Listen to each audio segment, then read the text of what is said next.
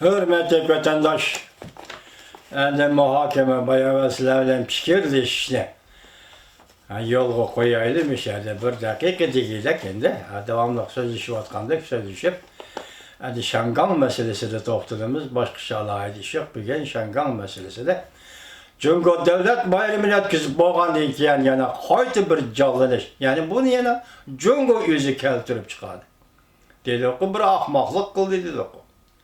Lekin bunun kaynida yana ciddi holat qonuni kelarmishlar. Bugun niqoblanishni cheklash qonunini e'lon qilib turmish ciddi holat qonuni bo'yicha. Shundaqli ciddi holat qonuni buning kaynidan kelmishlar. Bu ciddi holat qonuni qachon tuzilgan desangiz 1922-yili Angliya Shangongga mustamlik hukmronligi yurgizayotgan yillarda.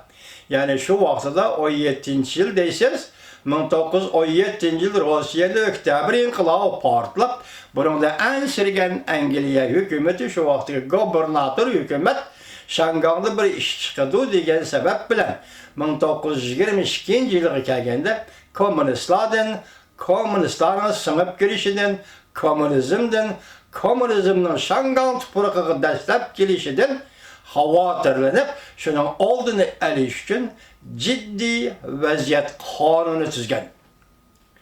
Bu ciddi vaziyat qonuni 1967-yilga kelganda Shangongda yana bir qatim ijro qilinib yo'lga qo'yilgan. Chunki 1967-yili Jungo Kompartiyasidan jasuslari va yakoning bosh yo'llar bilan singib kirish orqali Shangongda bir mezgilda kommunizmchilik yoki sotsializmchilik harakati qo'zg'algan edi.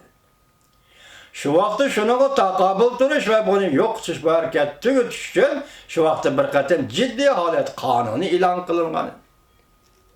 Hozir siz qaraysizki, bu jiddiy holat qonuni jungoliklar tuzgan qonun emas. Ayni vaqtda Angliya tuzgan qonun. Angliya tuzgan qonun hozirgacha davomlashib kelyapti degan gap.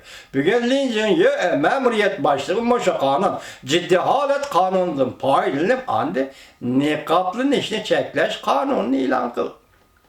Nemishqa Shangongliklar ko'ziga qora ko'zoynak taqadi, nemishqa og'zi qora maska taqadi, nemishqa qora kiyim kiydi desangiz, bu normal. Biri namoyish qilyapti. İstiftakdan saqlanish. Yaş oqqizadigan bombadan saqlanish yoki g'oyibdan kelib tegadigan bir moddiy narsadan saqlanish, o'zini asrash, lopni ko'zni asrash.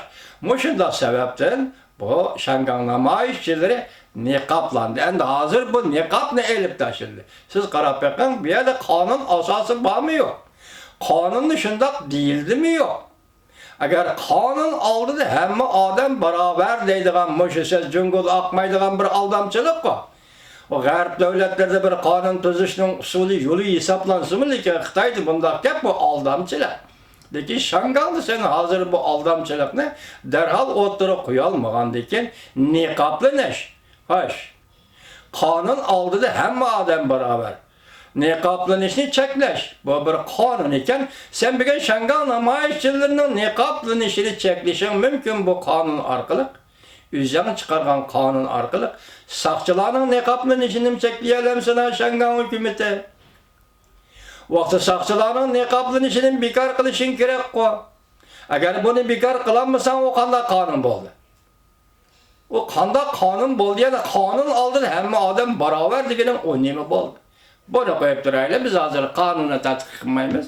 Endi sen yoki Linjin bu qonunni e'lon qilding, shu kuni kechdan boshlab Shangong xalqi chekingani yo'q. Shu kuni o'sha qonun e'lon qilinishi bilan tangli ko'chaga chiqdi. Namoyish qildi. 6-chi chaqiriq soqchilarni tarqitib o'tish chaqirig'ini yoki talabini o'ttirga qo'y. Bugun men hozir boshladim vatandosh, bugun tunugunki qaror bo'yicha Tor abonetlari yoki tordoshlar o'zaro fikrlashib, haliqadek Shangong vaqtliq hukumati xitobnomasini e'lon qilgandan boshqa bugun endi 6-kuni ertaga to'g'rilab Shangongda 3 million kishilik namoyishdan ko'tarilishiga chaqiriq qildi. Bu yerde siz hayran kalamız vatandaş. Ötken namayişlerini Şangan'da köp kısmını demokratlar front teşkil dedi. Bu katım hem de 3 milyon kişilik namayişka ne demokratlar frontu yok, ne yoki Şangan'da işkince bir demokratik hususiyetke ve demokratik siyaset asasları var. Prinsip asasları ilişkin işkince partiye yok. Bu halde stihiyeli kaldı deyimiz biz bunun de stihiyeli kaldı Şangan halkı özre torlaşla arkalık Şangan 3 milyon kişilik namayişe teyyarlavadılar. Kollayımız Şangan Allah sana medet versin. Eğer de 3 milyon kişilik koçuk elip çıksam Şangan halkı seni devamlı kollap gelip atkan dünya halkı yani kollayın. Zorvallık meselesi kileyli vatandaşlar. Zorvallıkını evvel sakçılar yüzü başladı. Mesela ak giyimlikler dedi, fucellikler dedi. Evvel sakçılar yüzü başladı. Şanganlı deslepte namayiş başlanğanda bir adam tak etip çekmedi. İkinci kıtım, birinci kıtımlık 1 milyon 300 bin kişilik namayiş, ikinci kıtımlık 2 milyon kişilik namayiş, 6. ayının 16. bir adam tak etip çekmedi. Zorvallık kayadın çıktı, Cumhur hükümeti yüz zorvallık kaldı. Endilik himanı köreydi tünügüllerden sen bu kanunu ilan kıldın birinci olup 14 yaşlık balığı oktaydı. Bu okunu sakçılığa attı.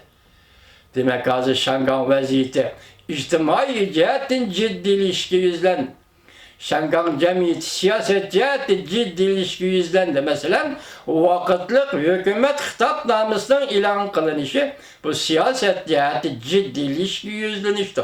Endi sen bu ciddilik aldı da Xitay hükümeti ya ki Beijing ya ki Şangan memuriyet hükümeti neme kılışın mümkün?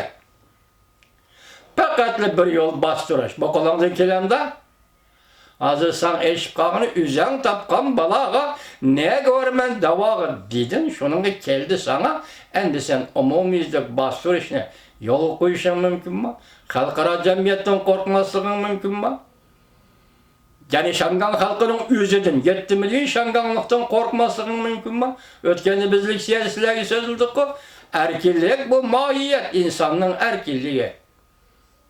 İnsan erkillik için tuğulgan, erkillik için ilişkirek dep çakırık kılgan Şanganlıklan tünügilsilergi sözüldük hürmetlik vatandaşlar diksiyimizde. Moşundak gayretlik, moşundak iradelik, moşundak kat'i çığın turup köreş kılıştın bildiğin bir millet. Yani Şangan'da lokalizmle, yani Şangan'cı milletçilikte tergip kılıvatkan bir millet, Şangan milleti senin popuzandan korkup geliş mümkün mü? Bu halde sen bana kandak bir taraf kılışın mümkün. Mesela hazırlıkça Amerika Koşmuş Ştatlarının Şangan doğrusudur. Şangan kişilik hukuk ve demokratiya kanun layihesi mi hazırlıkça makullanmadı. Belki bunun sebebi 10. ayının 10. günü ötküzüldüğün iki devlet otorisi ki Saudi sohbetlik alakadar buluşun mümkün veya ki vakit küçüşün mümkün. Yani biz koşup geleyle vatandaş Germaniya halkı 50 binden artık kişi hükümet ki iltimas yazıp siz hükümetimiz Merkel hanım hazır Tayvan bilen diplomatik münasebet orundusıdır. Bugün yana toluqlama kelgen yazgan toluqlama hüccetlik makalesi qarsak Germaniya halkı bu yazgan ketin nime deptu desiniz aynı çağda biz işte Germaniydi. Birleşken Devletler Teşkilatı oxşaşlı itiraf kılgan idi. Hazırki Koriya ve Çavuşan iki devlet, bir millet iki devlet, Birleşken Devletler Teşkilatı'da şunda oranğı iyi oldu. Mesela şunda oranğı iyi oldu. Siz bugün Tayvan'ı itiraf kılsınız, şunda iş bulandı yok, şunda iş buluşu gerek mi yok? Halkara tertip kaide şunda buluşu gerek mi yok? Yok arkalar halkara tertip kaide olsa Tayvan bilen Cumhur nimişki Birleşken Devletler Teşkilatı turalmaydı. Bu yerdeki sebep nime dep yazıptı. Germaniya fıralır. Hükümet parlamento yazmak idi. Endi o taraftan kıstap geldi değil, bu taraftan Şangan değil. Şangan halkı hazır yanmadı. Yanmaydıgan dep kıldı. Yanmayımız dedi. Dedi kot geldi. Erkillik için ölüşke teyyar biz dedi o. Şangan halkı. Bugün endi bu Şangan halkının hazır toluk tekçiyete başladı dedim. hükümet hitapnamesi, yani Şangan vakıtlık hükümetinin hitapnamesi doluq teksiti yaptı. Onu çıraylık yazıptı hem vatandaşlar onu yetkizimizde verdik. Diyeyim bir yerde kendi siyaseti ciddilik diyenimiz hükümet kuruluşu çak emez ko deymende. Hazır kızık yine ben size geçerli dedim, hazır başta dediğimi demedim, unutup kalkan basamın kayıt tekrarlar. Bir yerde bu hükümet kuruluşu yakı bir partiye oturgu çıkan emez. Yakı bir teşkilat oturgu çıkan emez. Hazır halk özü yazıp, özü almıştırıp, özü tehrirlep, özü bekitip, Şangan vakıtlık hükümeti hitapnamesi ilan kıldı. Hazır Tayvan bilen, yani Şangan'ı koşkandı, müşketim Şangan'ı koşkanda, Tayvan bilen Şangan'da bir siyasi iş, yani siyasi hareket oturgu çıktı. Ne mi desiniz? Parti yani bir arkadaş. Parti yani bir arkadaş.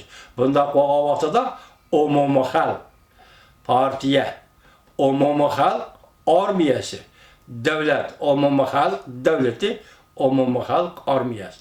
Bir de partiye mevcut emez. Demek hazır bu nimege maskep durup desiniz, hazır elektronlaşkan dünyada, yani internet ile kaplangan dünyada bu tamamen mümkün. Naçuvasan oturgıça, qaysı bir teşkilatın vekili, qaysı bir teşkilatın azası men dep emas, mani men muşu devlette yaşayman, muşu devlette partiyasiz guruhlar şeklinde, yani partiyasiz guruhların.